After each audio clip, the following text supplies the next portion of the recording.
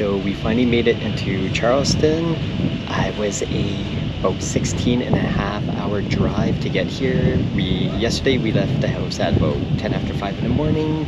Never got here till close to 10 at night, and when we did, there was no hotel room available, so we had to quickly search for a hotel. So we are now just sitting at the pier and by the Battery in Charleston, just sipping a well-deserved coffee, and in a second we'll show you around here, and we'll actually show you a view of the USS Yorkdale. The coffee's from a quaint little shop called the Bakehouse. It's cute inside. It's a local coffee shop.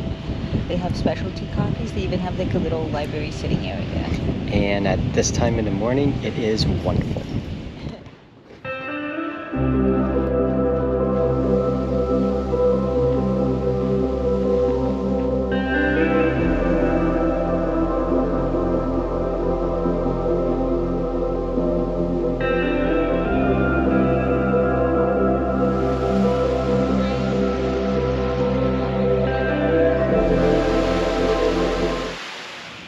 Throughout Charleston, you're actually going to see what looks like cobblestone streets, although these are actually not true cobblestone.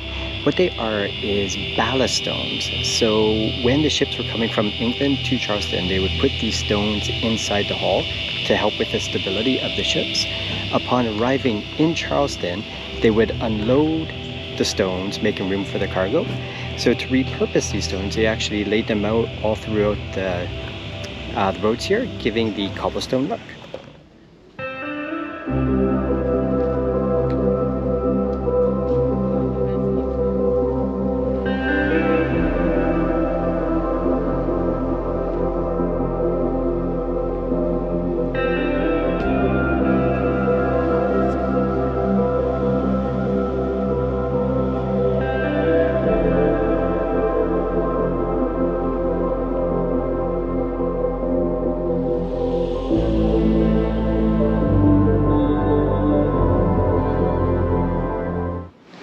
So walking through some of the back alleys here of Charleston, it kind of gives you a feel of like New Orleans, but it makes sense because the downtown area is actually, there's part of it they're called the French Quarter. So just like New Orleans would have a lot of French influence.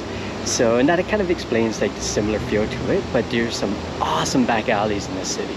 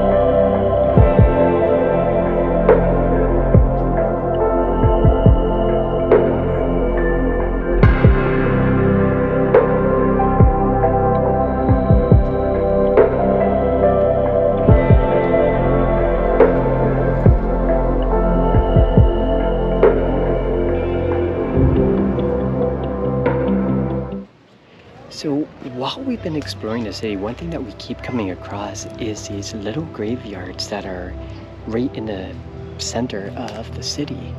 And they're not very big, but some of these gravestones, you look back, they're dating 200 years old or more. It's just spectacular. So It's beautiful back here. very calm, very peaceful, and I mean, you get the shade, you know, on a hot day like this. But yeah, let's take a little look here at some of these old gravestones.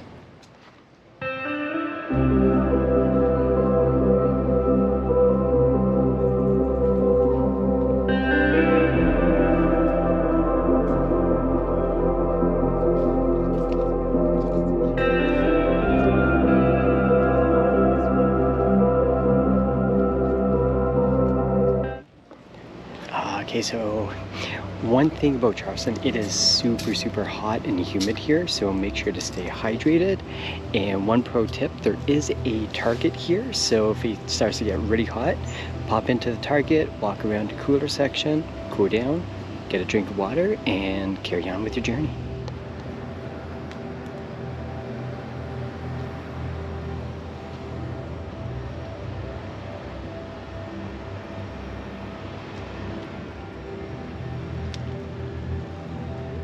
I am standing at Broad and Meeting. This is known as the Four Corners of Law. So behind me we have the City Hall, which represents city law.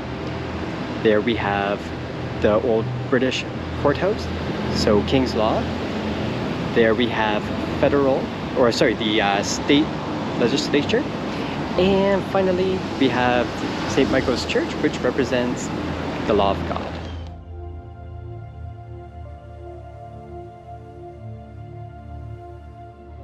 So if you want to take a break from the beautiful city of Charleston, right across the bridge is a place called Shem Creek. This place is really, really cool. So it has a beautiful boardwalk that you can walk on, some beautiful scenery of the boats, and a lot of wildlife here. So in addition to just seeing some really cool fishing boats, some other things here are a lot of dolphins and pelicans in this creek. So it's hard to get on camera, but we've already seen probably about 6 or 7 different dolphins and just a whole flock of pelicans. So this is a really neat area.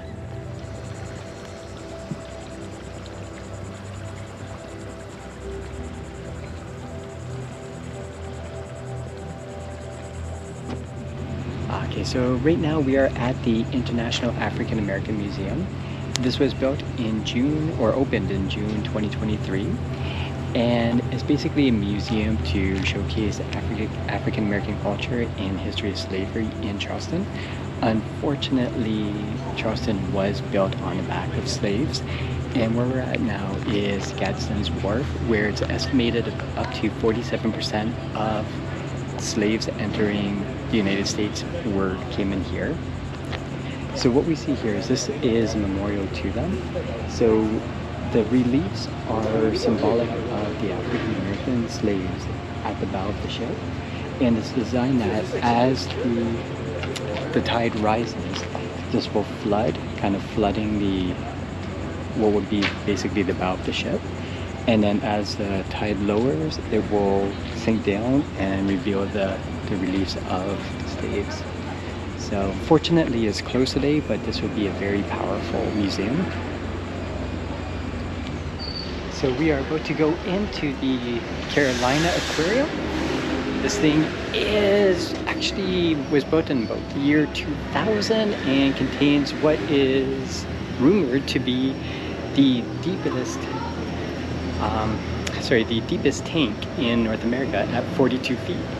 For comparison, the channel out behind us here, where they are actually keeping the USS Yorktown, is itself about 30 to 35 feet deep, I believe. So yeah, it's actually about as deep as the actual channel. So go check this out, see what it's like.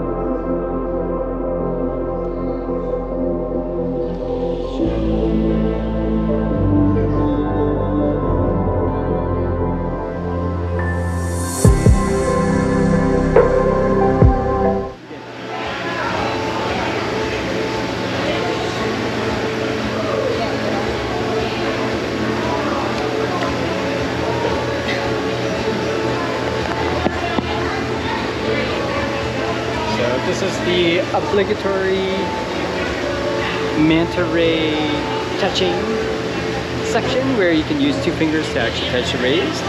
Feel a little silky, very, very nice. So yeah, the aquarium has a couple little outdoor areas here. Kind of gives a few more birds and some fish.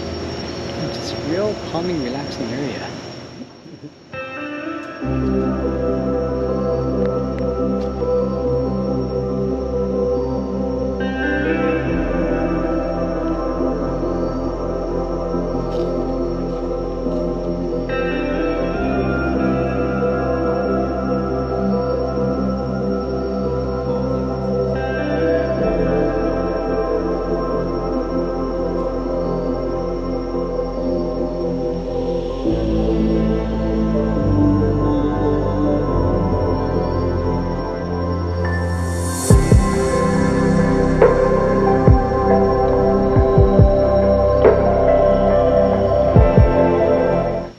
We have just disembarked the Spirit of Charleston, and we are now entering Fort Sumter, which many consider to be the start of the United States Civil War.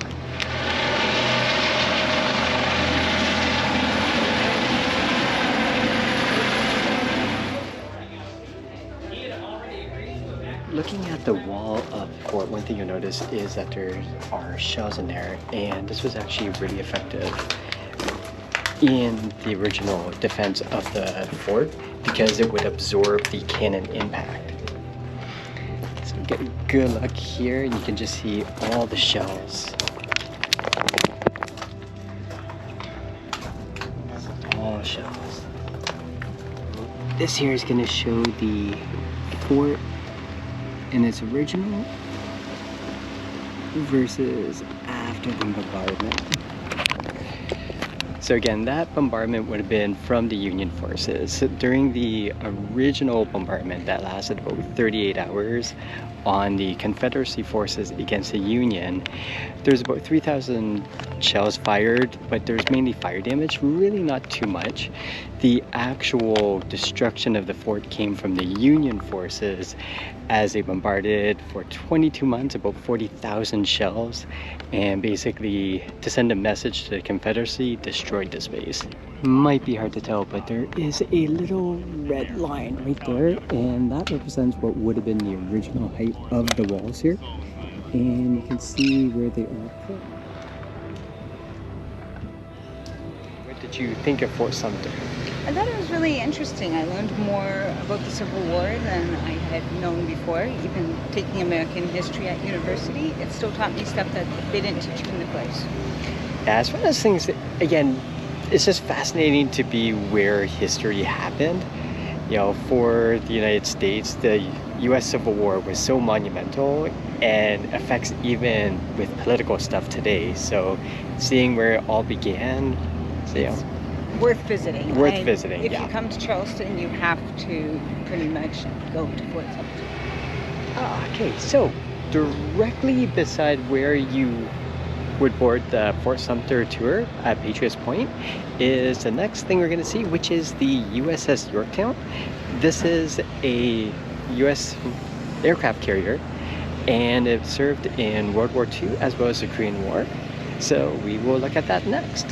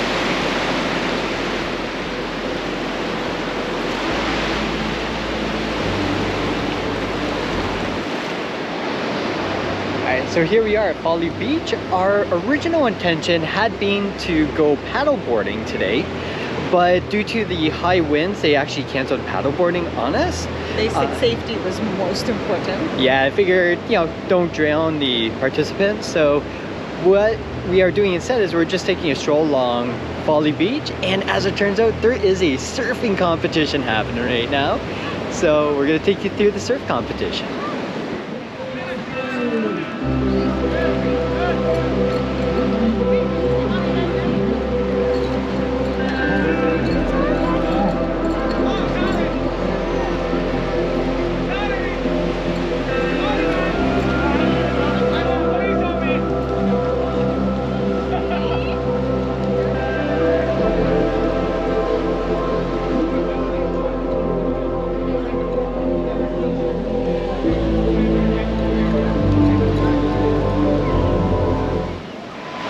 Okay, so what we thought was a surfing competition, actually it looks like it's called Surfer Healing.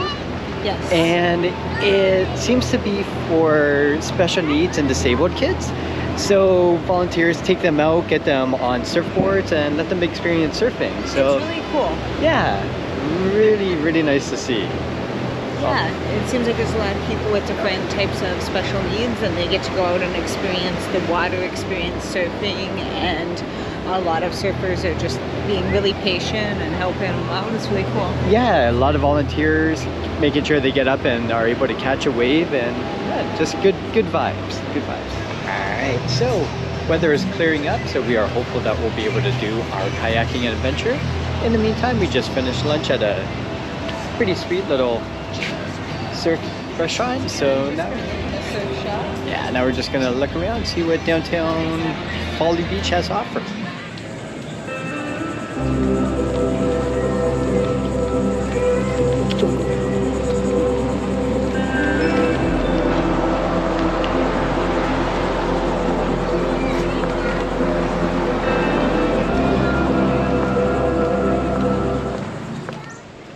So we're taking a stroll out to the Morse Lighthouse here on Folly Beach. Got a little pathway here and everybody's graffitied on it. So just gonna flip this around and we'll take a look at this.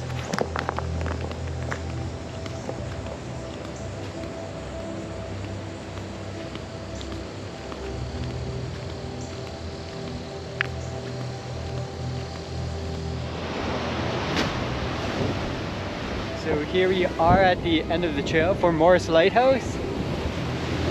You can see it, but right over there is the lighthouse itself. Got a little beach here, some graffitied rock.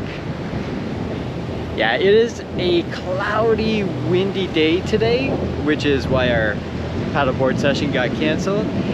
And some people, though, are taking advantage. Got some kite surfers behind me there.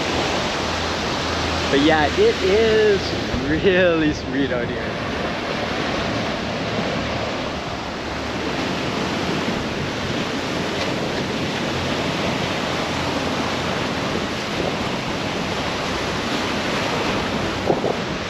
Looking at all these dead trees in here is just gives it eerie feel, but so sweet to look at.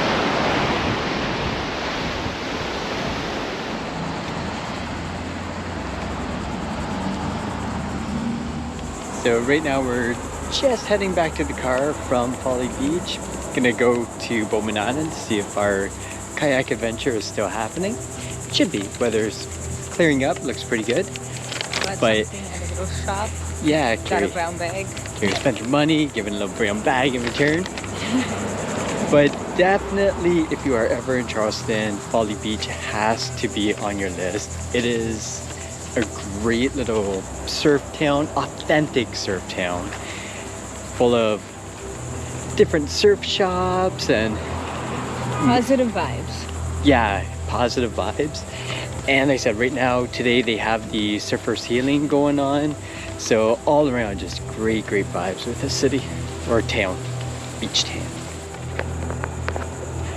All right, so we have made it to Bowen Island. We are here at the Charleston Outdoor Adventure place where we are going to be doing our kayaking today. So that is fantastic news. So just going to take you up here and we're going to look a little bit to see where we will be kayaking today.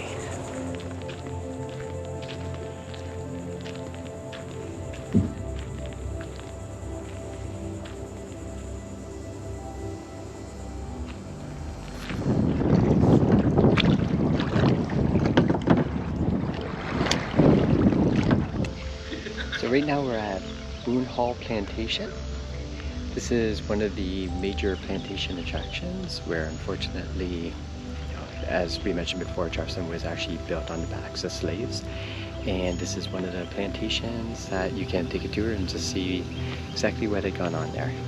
It's something that you should see. It's obviously not a pleasant situation, but it is necessary to see and understand what happened.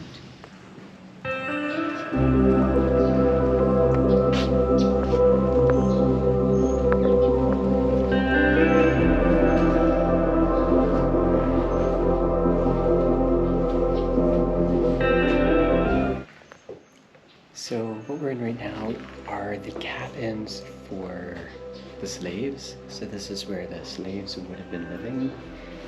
And see how small they are compared to the actual plantation house.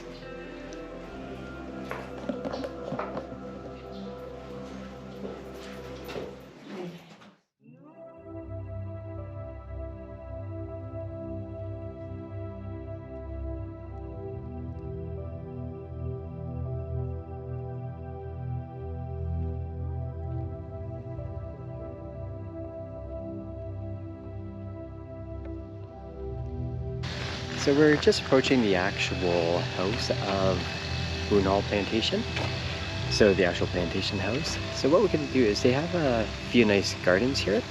They're apparently in the shape of butterfly wings. So we're gonna look at these.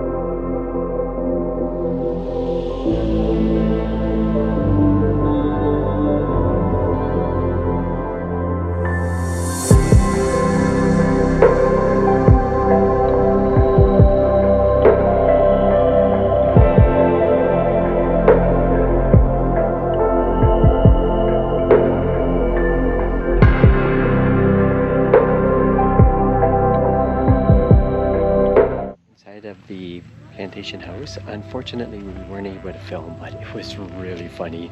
Ed's really good. Yeah, if you guys ever get a chance to come visit, definitely make sure you catch the house tour. When Ed's doing it. With Ed, he was spectacular. Very, very funny, full of dad jokes. So, yeah, again, just the history. And he really puts the history into context, not so much explaining about slavery, but why slavery actually came here. One thing we didn't know is partly why the slaves were chosen is due to their sickle cells, which gave them an immunity towards malaria, which given the kind of the marshes, the mosquitoes, had a purpose. Again, dark purpose, but it was a purpose there. So it really helps put into context not only what happened, but the methodology of why it happened. So we're going to be doing the nature walk now. There's a nice sign there saying beware of alligators. So we'll see what we can find. Maybe Jim will wrestle an alligator. Excuse me, I had a little sneeze there. My apologies.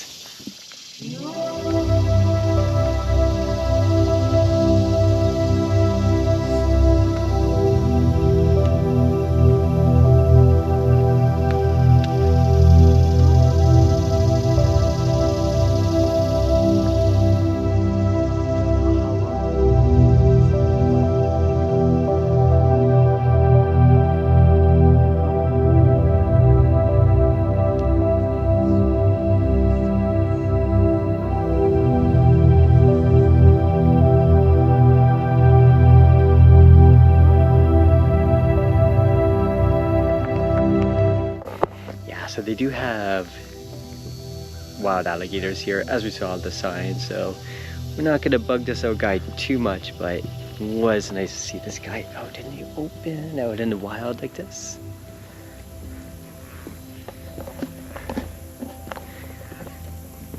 He's cute. He was maybe, what, 2-3 feet long, so just a little guy. Just a little guy.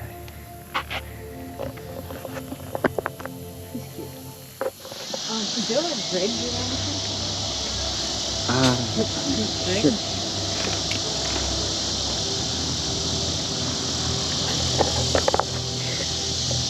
So right now we're walking in the old village of Mount Pleasant. This is where a lot of scenes from OBX, or sorry, Outer Banks were filmed. It's the older part of Mount Pleasant. Yeah, the homes here, a lot older homes, nice Americana homes. You got the flags, you got the big porches. Really interesting area. beautiful oak trees. So the tree game of Charleston is definitely rocking.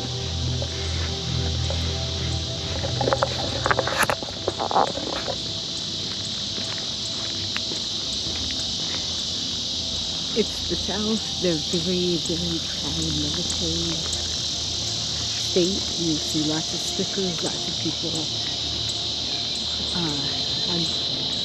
with the flag out. About this town too is all the golf carts. Probably like a good 20% of the vehicles on the road are golf carts. So here in the old village of Mount Pleasant, as well as Folly Beach, and I think even Isle of Palms, we saw a lot of golf carts as well. Like everybody just uses to. Kind of cool, because it's something we're not used to back home, so it's kind of cool. Yeah, nice, relaxed atmosphere. I think that's the entire vibe of Charleston. It's just a very chill, relaxed atmosphere. Oh, there goes one now. As we are finishing up here, our trip to Charleston, start off with a review of the hotel. So again, we stayed at the Hyatt Place in Mount Pleasant. Definitely a solid 9 out of 10 hotel. It is very clean, excellent staff, very friendly, very helpful. When we were checking in, there were a few technical issues when checking in, but again, the staff was on top of it to make sure it was as smooth as possible under the circumstances. They do offer free breakfast every morning. Again, not the best, but it's free, so that's always a plus. They do have a pool, they have a gym, and in terms of convenience and location, it's fantastic location. Mount Pleasant itself is about 15 minutes away from downtown Charleston, so really not too difficult, and very easy access to some of the major islands like Isle of Palms and Sullivan's Island. It's about half an hour away from Follies Beach, still more than manageable. So definitely would recommend this place. Again, not being right in downtown Charleston, it is significantly cheaper than staying in Charleston itself. In terms of Charleston as a destination, it's often considered one of the most underrated cities in the United States, and I would have to agree. The beaches are absolutely phenomenal. The people have been so friendly here. Everywhere we walk, people are always coming up talking to us. They really make you feel welcome. You can actually also there's so many different dynamics to the city itself. With Isle of Palms, it's a very laid back, relaxed beach. Not a lot of people there, and it's more family oriented. Contrast that with Follies Beach, which is just your stereotypical surf vibe. Younger crowd, very active, just great vibes there. So whether you want relaxing beach or you want more of a surf beach, you have both options. Charleston also is great in terms of history. Again, from the Revolution to the Civil War to just, is one of the founding cities of the United States. So the history there is just unbelievable. You have plantations. So, you have the history of slavery combined with, unfortunately, you hate to compare them together, but the natural beauty of the plantation itself. So definitely I would recommend Charleston as a destination that you must visit. It's definitely by far one of the best cities in the United States. So guess we will wrap this up from here. We have a very long road trip tomorrow. So yeah, thanks for watching, and guys have a great night.